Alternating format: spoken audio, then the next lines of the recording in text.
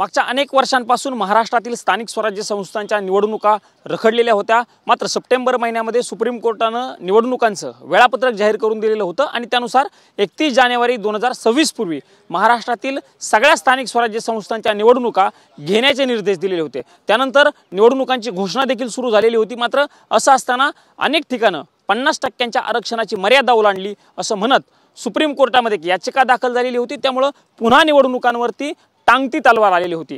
त्या टांगत्या तलवारीच्या अनुषंगानं निवडणुका कधी होतील किंवा निवडणुका स्थगित होतील का यासह वेगवेगळ्या प्रकारच्या चर्चा सुरू झालेल्या होत्या। पण असं असताना सुप्रीम कोर्टानं आज अत्यंत महत्त्वाचे दिशानिर्देश दिलेले आहेत आणि निवडणुकींचा मार्ग सुकर केलेला आहे।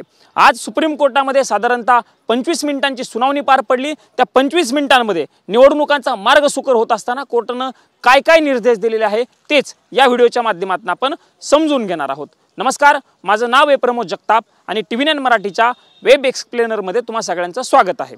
महाराष्ट्रातील सध्या ज्या निवडणुका सुरू आहेत म्हणजे नगर परिषदा आणि नगरपंचायतीच्या निवडणुका सुरू आहेत 2 डिसेंबर रोजी त्या निवडणुकांचं मतदान देखील पार पडणार आहे। पण त्या निवडणुकांवरती देखील टांगती तलवार होती, कारण जवळपास 57 ठिकाणं आरक्षणाची मर्यादा ही 50% पार ओलांडली जाते असं म्हणत ही याचिका दाखल झालेली होती। राज्य निवडणूक आयोगाच्या वतीनं काल 57 ठिकाणी ही मर्यादा ओलांडली गेलेली आहे अशा पद्धतीचा डेटा देखील सादर करण्यात आलेला होता। त्यामुळे या 57 ठिकाणी म्हणजे नगर परिषद आणि नगरपंचायतीमध्ये या 57 ठिकाणी काय होणार हा प्रश्न उपस्थित केला जात होता आणि त्याही अनुषंगानं सुप्रीम कोर्टानं आज अत्यंत महत्त्वाचे दिशानिर्देश दिलेले आहेत। कोर्टानं स्पष्ट केलेलं आहे की आता निवडणुकांचा कार्यक्रम सुरू आहे। पुढच्या काही दिवसांमध्ये म्हणजे 2 डिसेंबर रोजी मतदान देखील पार पडणार आहे। त्यामुळे या निवडणुका सध्या थांबवणं योग्य राहणार नाही असं कोर्ट म्हणालं। त्यामुळे या निवडणुकींचा कार्यक्रम जसा आहे तसाच सुरू राहील असं कोर्टानं म्हटलं। म्हणजे नगर परिषदा आणि नगरपंचायतीमध्ये निवडणुका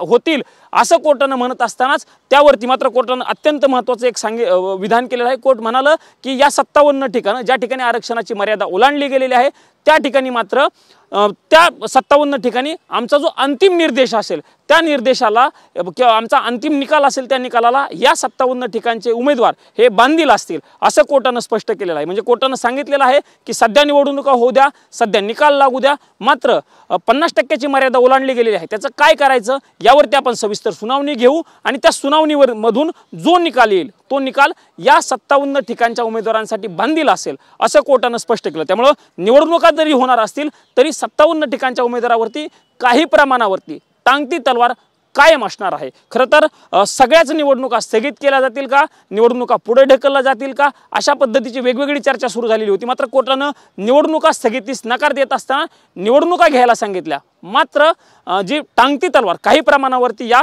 57 ठिकाणची म्हणजे 40 ठिकाणच्या नगर परिषदा आणि 17 ठिकाणच्या नगरपंचायती यामधील ज्या ठिकाणी आरक्षणाची मर्यादा 50% पुढे ओलांडली गेलेली आहे त्या ठिकाणी मात्र उमेदवारांवरती काही प्रमाणावरती टांगती तलवार कायम असणार आहे। दुसरा महत्त्वाचा मुद्दा, महानगरपालिका आणि जिल्हा परिषदांच्या निवडणुकांची घोषणा झालेली नव्हती। कोर्टानं म्हटलं होतं की जोपर्यंत पुढची सुनावणी होत नाही म्हणजे आजची सुनावणी होत नाही तोपर्यंत निवडणुका घोषित करू नका हे कोर्टानं मागच्या सुनावणीवेळी स्पष्ट केलेलं होतं। त्यामुळे आजच्या सुनावणीवेळी कोर्टानं हेही स्पष्ट केलेलं आहे की महानगरपालिकेच्या निवडणुका होतील त्याचा कार्यक्रम जाहीर करण्याचे देखील निर्देश कोर्टानं राज्य निवडणूक आयोगाला दिलेले आहेत। कोर्ट असंही म्हटलं की 50% आरक्षण मर्यादा न ओलांडता या निवडणुका घ्या हे कोर्टानं सांगितलं। मात्र वकिलांनी हे स्पष्ट केलं की 2 ठिकाणं म्हणजे नागपूर आणि चंद्रपूर या ठिकाणी मात्र 50% मर्यादा ओलांडली जाते। त्यावेळी कोर्ट असं म्हटलं की या 2 ठिकाणी देखील निवडणुका होऊ द्या म्हणजे महाराष्ट्रातील सगळ्या महानगरपालिकेच्या निवडणुकीची घोषणा करण्याचे निर्देश कोर्टानं दिलेले आहेत। पण कोर्ट असं म्हटलं की या 2 ठिकाणं म्हणजे नागपूर आणि चंद्रपूर या 2 ठिकाणच्या ज्या 2 ठिकाणी महानगरपालिकेमध्ये आरक्षणाची मर्यादा ओलांडली जाते त्या 2 ठिकाणी ते 2 ठिकाणचे निकाल हे जाहीर होऊ द्या, पण तो निकाल आमच्या निकालाला बांधील असेल। म्हणजे ज्या पद्धतीनं 57 नगर परिषदेमध्ये म्हणजे नगर परिषद आणि नगरपंचायतीमध्ये ज्या पद्धतीनं 57 ठिकाणच्या उमेदवारांवरती काही प्रमाणावरती टांगती तलवार असेल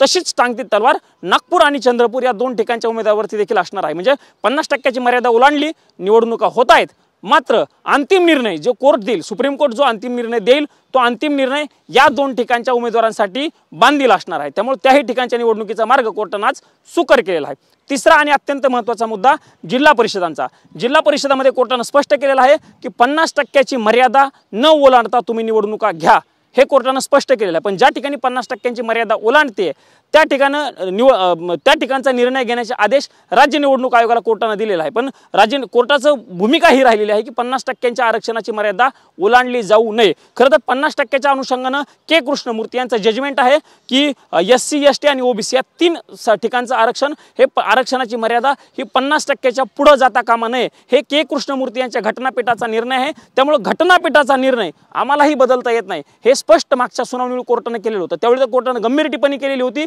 जर तुम्ही हा 50%ची मर्यादा ओलांडत असाल, घटनापीठाचा निर्णय बदलण्याचा अधिकार कोणालाच नाहीये, तो अधिकार बदलायचा असेल तर मोठं बेंच बसवावं लागतं असंही कोर्ट म्हणाल होतं। त्यामुळे के कृष्णमूर्तींच्या निर्णयानुसार 50%च्या पुढे आरक्षणाची मर्यादा जात असेल तर त्या ठिकाणच्या निवडणुका घेता येणार नाही, हे कोर्टाने तेव्हा स्पष्ट केलं होतं आणि आजही कोर्टाची भूमिका तीच असल्याचं बघायला मिळालं। त्यामुळे जिल्हा परिषदामध्ये देखील ज्या ठिकाणी 50%ची मर्यादा ओलांडली गेली नाहीये त्या निवडणुका तातडीने घ्या असं कोर्ट म्हणालं। पण त्या निवडणुकीचा कार्यक्रम तातडीने जाहीर करा अशा राज्य निवडणूक आयोगाला कोर्टाने सूचना दिलेल्या आहेत। मात्र बाकीच्या ठिकाणचा अधिकार जो आहे तो राज्य निवडणूक आयोगावरती अवलंबून असणार आहे। म्हणजे ज्या ठिकाणी 50%ची मर्यादा ओलांडली जाते तिथं काय करायचं त्याचा निर्णय राज्य निवडणूक आयोग घेऊ शकतं। आता राज्य निवडणूक आयोग कोर्टाला असंही म्हणू शकतं की ज्या पद्धतीने या 57 ठिकाणी आरक्षणाची मर्यादा ओलांडली जात असतानाही आम्ही निवडणुका घेत आहोत, पण त्याचा अंतिम निर्णय जो आहे म्हणजे अंतिम निकाल ज्या 57 ठिकाणचा आहे तो तुमच्या अंतिम निकालाला जसा बांधील असणार आहे तसाच अंतिम निकाल या 50%च्या पुढच्या जिल्हा परिषदांच्या निवडणुकामध्ये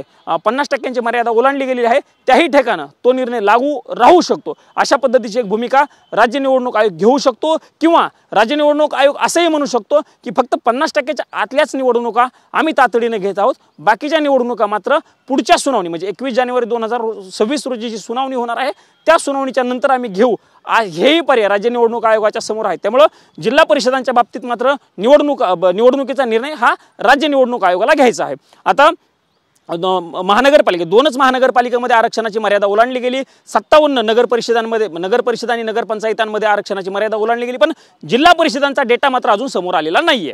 त्यामुळे त्या किती ठिकाणी हा डेटा किती ठिकाणी आरक्षणाची मर्यादा पुढे गेली आहे अशी चर्चा सुरू झालेली आहे। अधिकृत पद्धतीने जरी डेटा समोर आलेला नसला तरी जी माहिती मिळते त्या माहितीनुसार 17 जिल्ह्यांमध्ये जिल्हा परिषद आणि पंचायत समित्यांमध्ये आरक्षणाची मर्यादा ही 50%च्या पुढे गेलेली आहे अशी माहिती आहे। याच्यावरती राज्य निवडणूक आयोगाने अधिकृत पद्धतीने डेटा दिलेला नाहीये, पण जो डेटा समोर आले किंवा ज्यांच्याकडनं जे डेटाचा अनुषंगाने अनालिसिस करतात त्यांच्याकडनं जी माहिती मिळते त्या माहितीनुसार मात्र 17 जिल्ह्यांमध्ये याचा परिणाम होतोय असं सध्या दिसून येते। त्यामुळे या 17 जिल्ह्यांमध्ये म्हणजे हा बेसिक डेटा आहे, या 17 जिल्ह्यांमध्ये राज्य निवडणूक आयोग नेमकं काय भूमिका घेतं हे देखील बघणं महत्त्वाचं असणार आहे। त्याच्याच वरती जिल्हा परिषदाच्या निवडणुकांची घोषणा अवलंबून असणार आहे। असा एक प्रकारे म्हणायला चान्स आहे की राज्य निवडणूक आयोग हा प्रयत्न करेल की 50%च्या आत आणून निवडणुका घेण्याचा प्रयत्न हा राज्य निवडणूक आयोगाचा पहिला असणार आहे। पण जर तसं करताना आलं तर राज्य निवडणूक आयोगाकडे मात्र 2 पर्याय आहेत।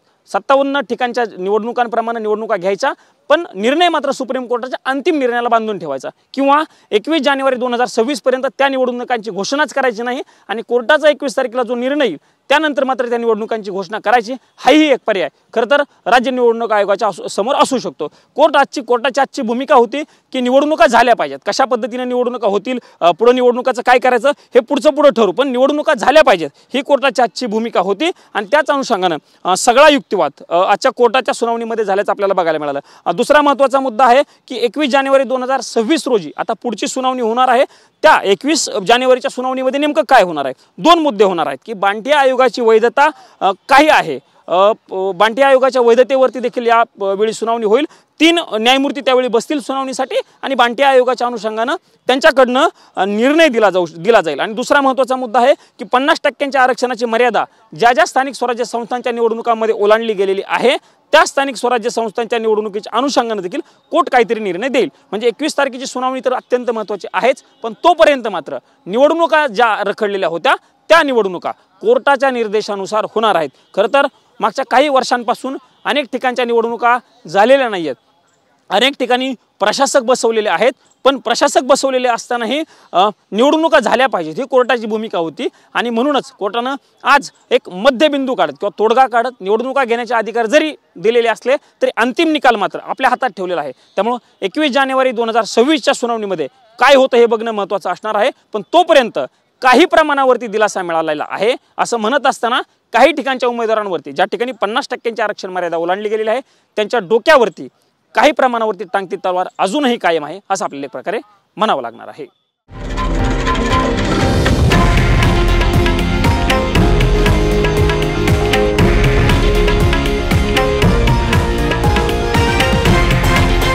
हे आहे देशातील नंबर 1 न्यूज नेटवर्क आणि आपण पाहत आहात TV9 मराठी, एकमेव.